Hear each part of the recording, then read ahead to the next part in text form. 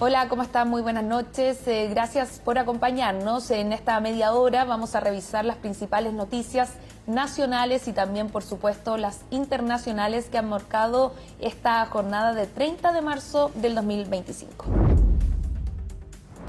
Descartan tensión en el interior del Partido Comunista por la demora en la definición por un candidato propio para las primarias oficialistas en la carrera presidencial.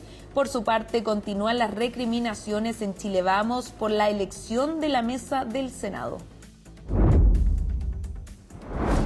Un total de 100 detenidos hubo durante los incidentes por la conmemoración del Día del Joven Combatiente. El subsecretario del Interior, Luis Cordero, destacó que no se registraron hechos relevantes y que aquello muestra una baja significativa con respecto a otros años. La selección sub-17 de fútbol logró un triunfo histórico en el Sudamericano de Colombia al vencer por 3-2 a Argentina. Esta victoria es la primera que obtiene nuestro país sobre la albiceleste en esta categoría, tras 11 enfrentamientos previos sin triunfos.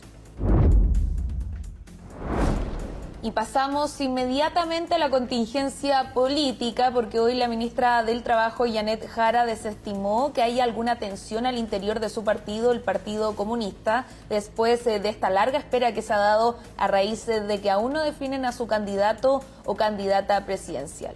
Este domingo, durante la conmemoración de los 40 años del degollamiento de los 13 militantes históricos del partido, la titular de la cartera fue consultada respecto a su rol con la directiva de la colectividad. Y es que trascendidos apuntan a una tensión entre Jara y el presidente del PC, Lautaro Carmona, por la larga espera en la que ha resultado la definición del nombre del abanderado. Aparentemente las opciones que suenan son la de la propia ministra y el exalcalde de Recoleta, Daniel Jadue. A esto se suma que el Comité Central del partido consideraría reunirse como máximo el próximo 12 de abril, fecha en la cual se zanjaría la decisión y el nombre. Nosotros somos todos compañeros de partido y tenemos una relación normal. Mire, lo dijo el presidente del partido, hay mucha especulación de cómo es nuestra vía partidaria. La verdad es... Descarta tensión.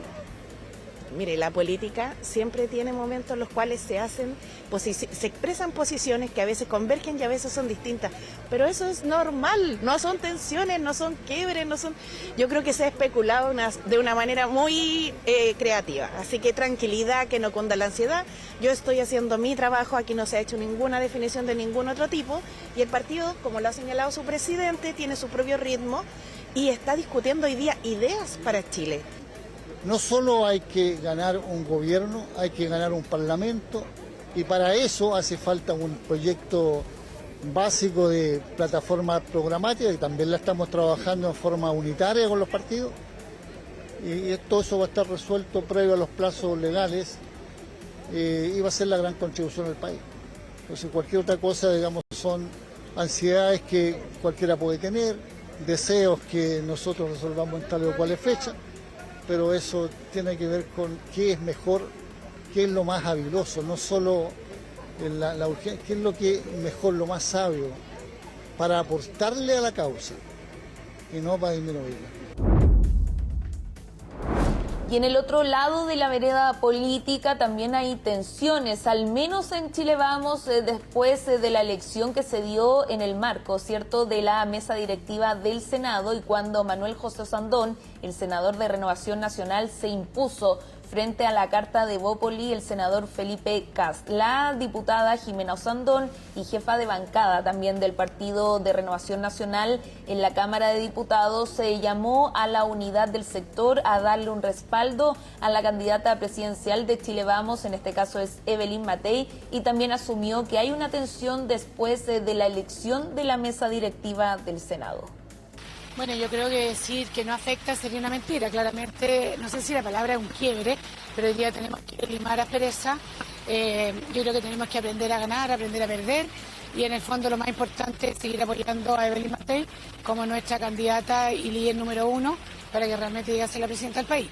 Pero negar que no hay un problema hoy día, yo creo que no sería sincero.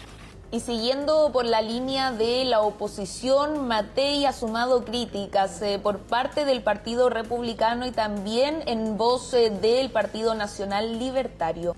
Ambas colectividades aseguraron que la exalcaldesa tiene temor de realizar primarias dentro de la oposición. Esto pese a que recientemente Evelyn Matei abrió la puerta a la realización de estas elecciones. En paralelo, este domingo fue publicada una nueva actualización de la encuesta Pulso Ciudadano, la que reveló que la banderada de Chile Vamos lidera los sondeos con un 23,7%, aunque ojo porque descendió ligeramente respecto a la medición anterior, mientras José Antonio Kast consiguió un aumento de 1,5 puntos porcentuales y se sitúa con un 12%. Por otra parte, Johannes Kaiser le sigue muy cerca con 11,2%.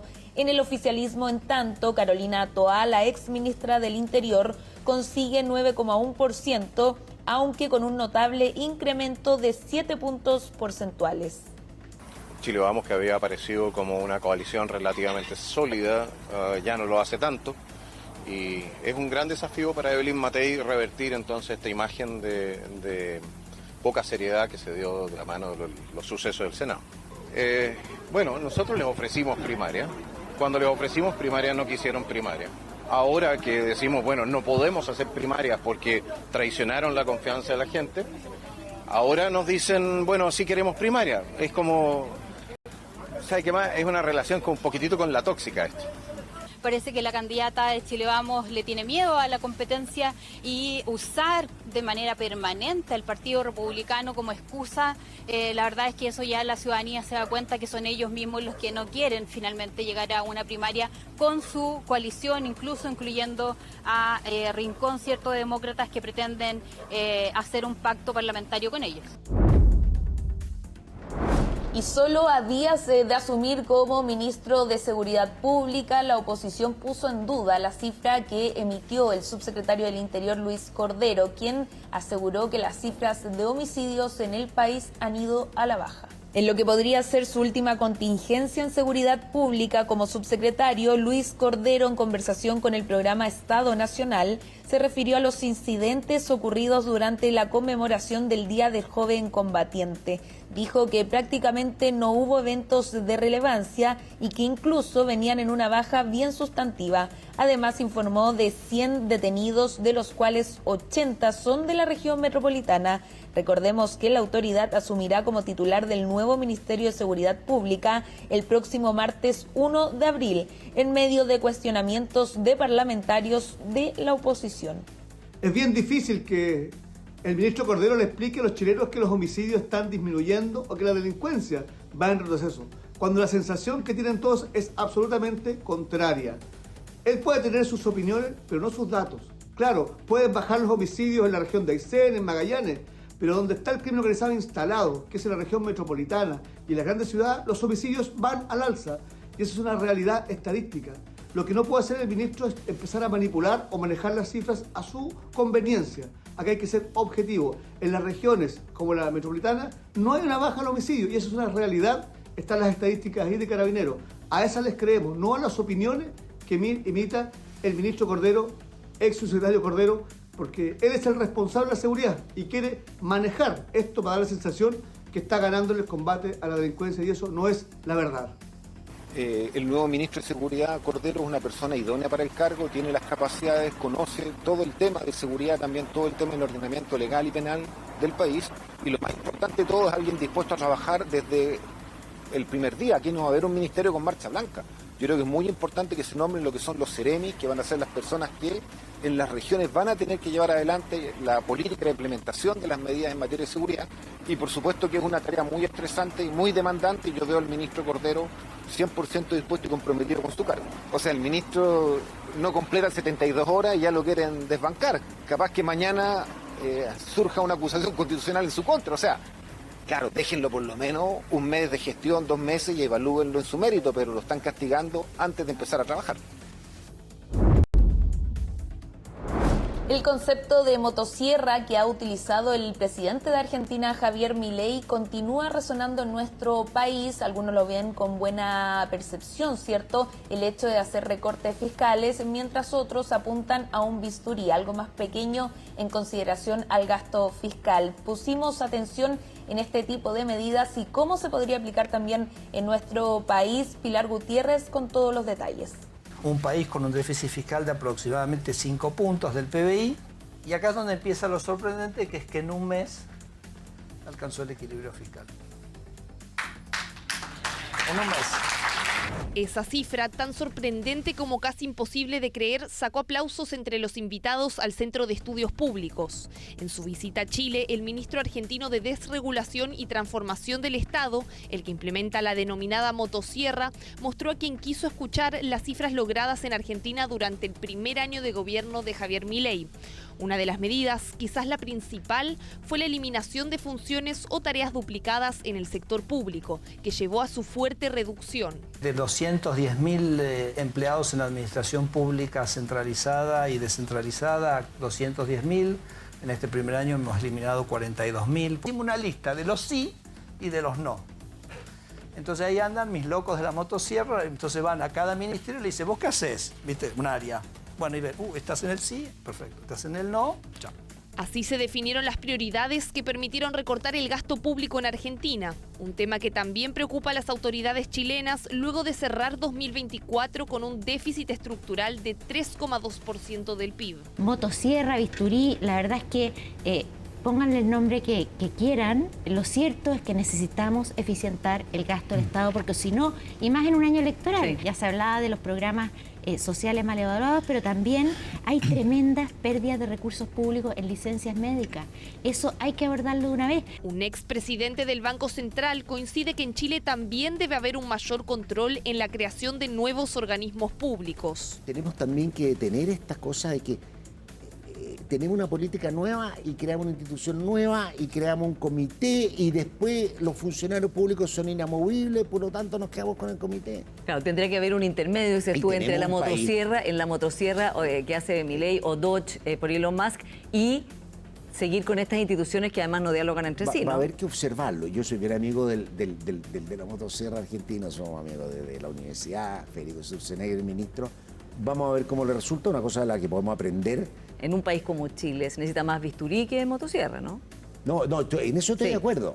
Nosotros no estamos en extremo de motosierra. Ese último punto lo sostienen varios economistas, que aunque coinciden en que debe reducirse el gasto público, hablan de una revisión cuidadosa y de menor magnitud que la realizada en Argentina.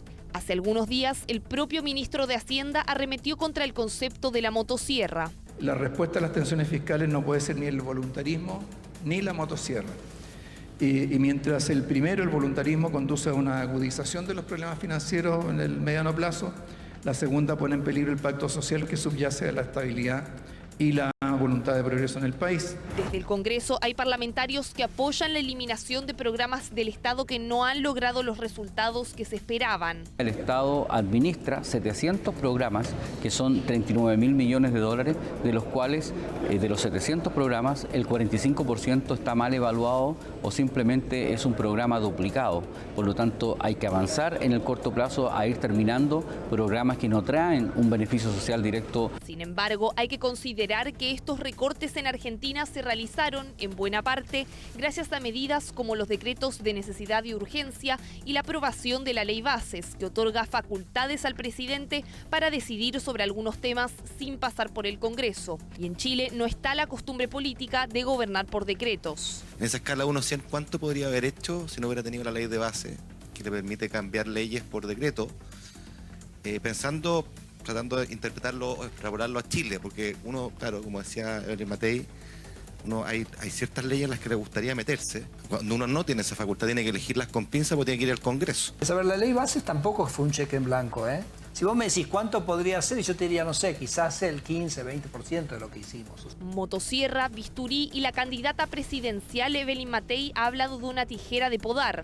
Distintas miradas sobre cómo abordar el escenario fiscal de Chile, donde, eso sí, las políticas deberán adaptarse a un contexto económico y político muy distinto al argentino. Y en el norte del continente, puntualmente en Estados Unidos, el Departamento de Estado continúa analizando las visas de más de 40 países. Organizaciones civiles aseguran que esto podría traer consecuencias a migrantes que ya están dentro del país y también a quienes pretenden viajar a territorio estadounidense. Carol Suárez nos trae todos los detalles. Estados Unidos podría emitir una prohibición de viaje contra decenas de países en los próximos días. El presidente Donald Trump ordenó en enero crear una lista de países con controles insuficientes para restringir su ingreso. Según el decreto, este listado debe crearse con una fecha límite de 60 días, que están por cumplirse. Según lo publicado por The New York Times, citando a un funcionario familiarizado con el asunto, un borrador de recomendaciones elaborado por funcionarios diplomáticos y de seguridad sugiere una lista roja de 11 países a cuyos ciudadanos se les prohibiría ingresar a Estados Unidos. Entre los posibles países afectados estarían Afganistán, Cuba y Venezuela. Aún se desconoce si las personas oriundas de estos países con visas vigentes estarían exentas de la medida o si sus visas serían canceladas si llega a emitirse la prohibición de viajes. Un funcionario de la Casa Blanca dijo a CNN que no se han tomado decisiones sobre posibles prohibiciones de viaje y cualquiera que diga lo contrario no sabe de lo que está hablando. El Proyecto Internacional de Asistencia al Refugiado y otros grupos proinmigrantes basados en Estados Unidos anticipan que esta política será desafiada en los tribunales. Denunciamos de la manera más fuerte posible esta nueva prohibición de viaje de Trump. Y tenemos claro que esta es una política de separación de familias, nada que ver con la seguridad nacional estadounidense. El plan recuerda a la prohibición de viajes impuesta por Trump en 2017 contra 7 países musulmanes, una medida que generó protestas masivas y múltiples demandas legales antes de que el ahora expresidente Joe Biden la derogara cuando asumió el cargo en 2021. En la primera administración de Trump fuimos a la calle y diciendo en los aeropuertos, estando al lado de nuestras organizaciones y nuestros compañeros musulmanes que fueron atrapados en aeropuertos en todo el país. Si se confirma la nueva medida, con Cuba y Venezuela incluidos, la directora Flam asegura que esto complicaría aún más la situación de miles de migrantes y sus familias. Más personas de Cuba tienen visados pendientes para la reunificación familiar que cualquier otra nacionalidad. Estamos hablando de alrededor de 100,000 personas. Grupos proinmigrantes advierten que, aunque esta medida podría enfrentar desafíos legales, con una Corte Suprema de mayoría conservadora, el resultado es incierto. Mientras el gobierno de Trump evalúa esta nueva medida y miles de personas esperan en incertidumbre, grupos proinmigrantes instan a informarse y buscar apoyo legal. Carol Suárez, CNN. Y no podemos cerrar este domingo 30 de marzo con una invitación, por supuesto, muy relevante. Es que nuestra compañera Matilde Burgos vuelve con un nuevo capítulo de CNN Íntimo. Este domingo a las 22 horas estrenamos entonces un nuevo capítulo de CNN Íntimo junto a Matilde Burgos, quien conversó con el destacado artista visual Guillermo Lorca. En CNN Íntimo profundizamos sobre la trayectoria del pintor que hoy vive entre Barcelona y Chile, realizando obras de gran formato y que se ha posicionado como un referente internacional. Listo, con la invitación hecha para CNN Íntimo también les pedimos que nos acompañen durante la semana y nos despedimos, que tengan unas muy buenas noches y que haya sido un buen domingo, un domingo lluvioso aquí en la región metropolitana y casi a puertas, ¿cierto?, de comenzar el cuarto mes del año. Nos seguimos viendo.